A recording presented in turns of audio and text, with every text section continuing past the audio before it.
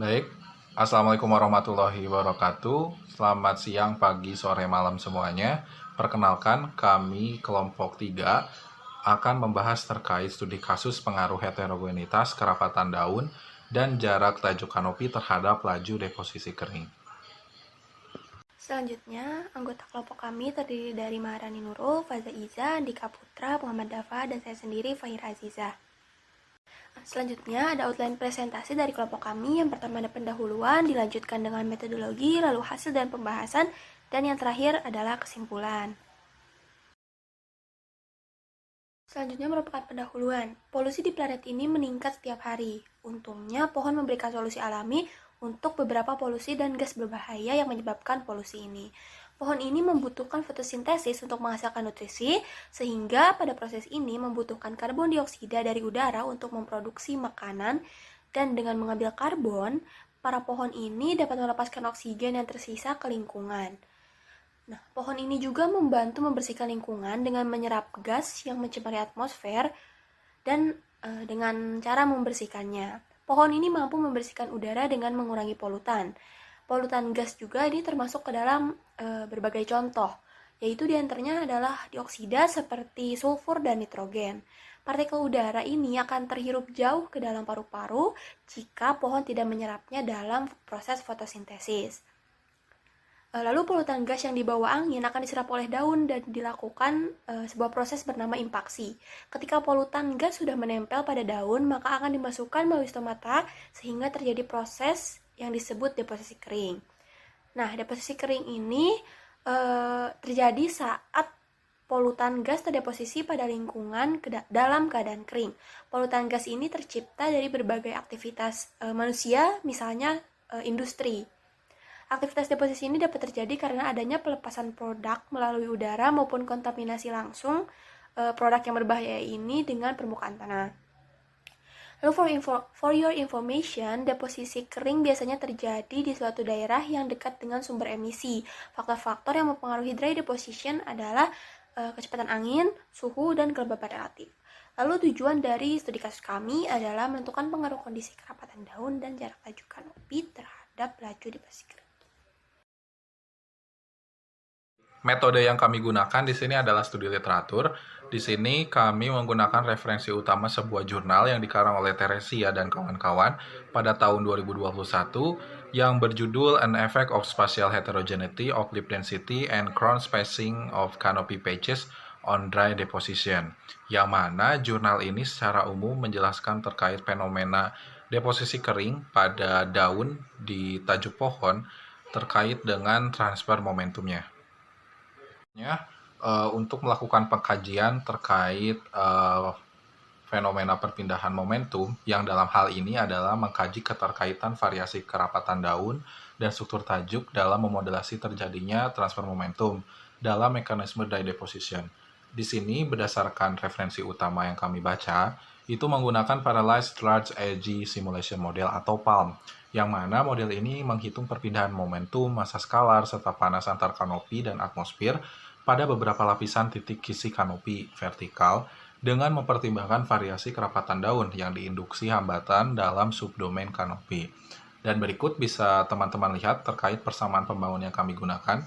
Di sini ada 4 persamaan utama dengan kondisi batas yang digunakan untuk mengintegrasikan persamaan 1, 2, 3, dan 4, yakni sebagai berikut. U1 sama dengan U, U2 sama dengan V, dan U3 sama dengan W, yang ditentukan sepanjang sumbu koordinat X1 sama dengan X, X2 sama dengan Y, dan X3 sama dengan Z.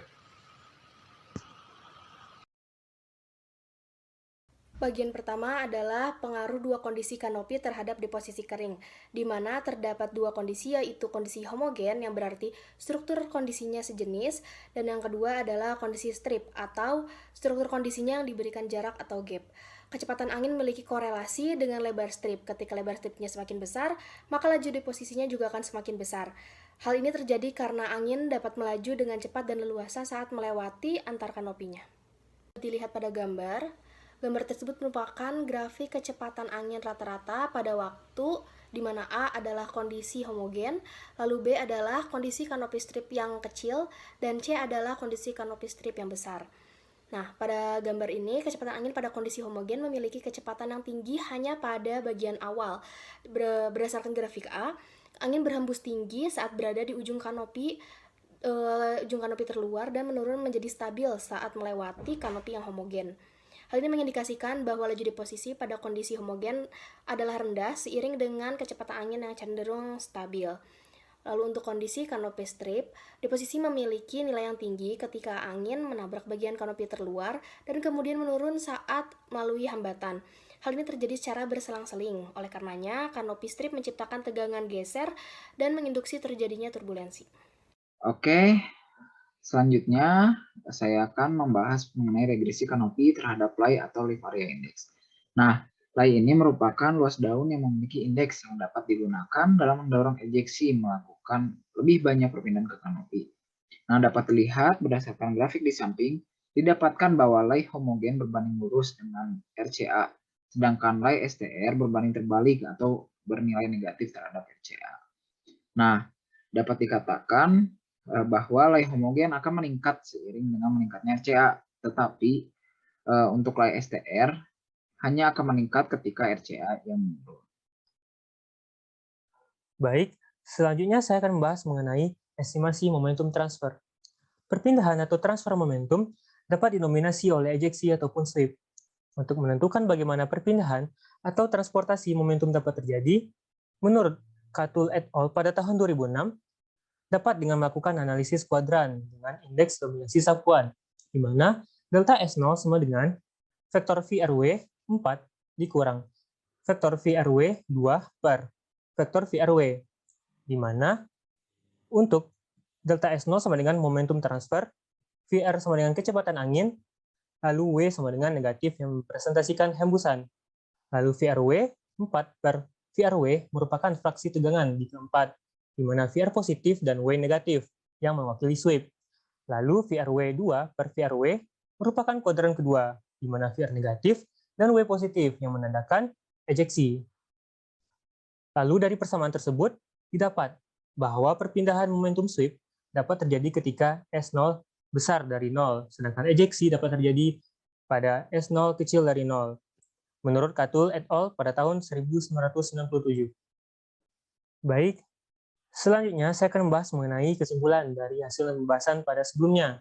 Yang pertama, pengoptimalan kualitas udara pada suatu tempat berkaitan dengan laju deposisi kering, dapat diindikasi dengan pemahaman mengenai kerapatan tajuk, kanopi, serta besar luas permukaan daun. Lalu, semakin homogen kondisi kanopi, maka laju deposisinya semakin rendah dibandingkan dengan kondisi kanopi strip atau gap. Lalu perpindahan momentum sweep dapat terjadi ketika S0 besar dari 0, sedangkan ejeksi dapat terjadi ketika S0 kecil dari 0. Lalu LAI homogen berbanding lurus terhadap nilai RCA, dan LAI STR berbanding terbalik dengan nilai RCA.